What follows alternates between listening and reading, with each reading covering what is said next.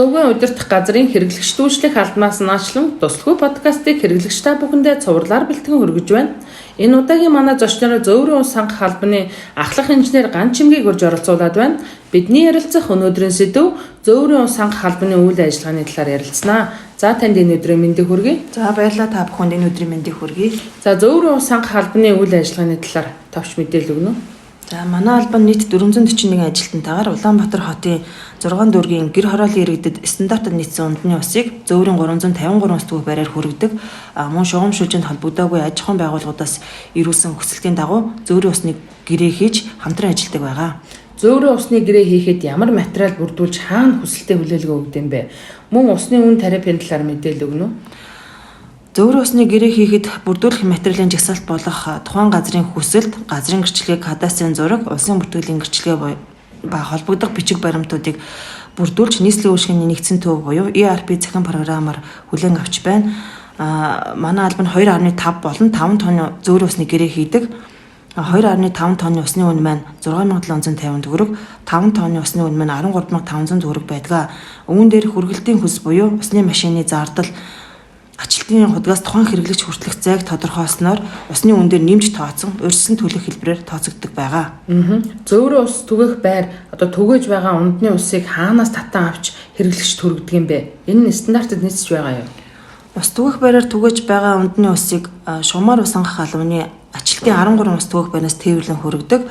Шугамын ачлалтын ус түгэх байр гэдэг маань төвийн шугамд холбогдсон байр бөгөөд энэ маань орон сусны хэрэглэгч нарын хэрэглэж байгаа ус юм аа. Ус түгэх байраар түгэж байгаа ундны усны аюулгүй байдлын шаардлага хангаж байгаа эсэхд тайлбар өгнө үү? Ус түгэх байраар түгэж байгаа ундны усны 0900/2018 стандартыг хангадаг ба ус түгэх байраар үйлчлүүлдэг иргэд маань ундны усны чанарт 100% итгэж болно. Манай албан дотооддоо эрүүл ахуйн хэсэгтээ бөгөөд энэ хэсэг маань жилийн турш угаалга хариуцлага хийх ажлын хуваарийг гарган ус түгэх байрны усан сангийн угаалга хариуцлага цэвэрлэгээ тогтмол хийж мөн усны түүх лабораторитой хамтран ундны усны дээж сорцыг тухай бүрт нь авч шинжилгээ хийж акт үлддэг. Энэ шинжилгээний хариу тухайн ус түгэх байр бүрт иргэдэд нээлттэй ил тод байршуулан ажилладаг байгаа. Гэр хорооллын иргэдийн ундны усны хоногийн хэрэглээ хэд байд юм бэ? Яаж тооцсон гаргадаг юм бэ? За гэр хорооллын иргэдийн хоногийн дундаж хэрэглээг бид сар бүр борлуулсан усны гүйцэтгэл ба үйлчлүүлэгчийн тооттойгоо харьцуулан гаргадаг. Өнөөдрийн байдлаар нэг хүний хоногийн хэрэглээ маань 8 литр байна. Ус түгэх байраар түгэж байгаа усны үн орлого зарлагын талаар мэдээлэл өгнө үү?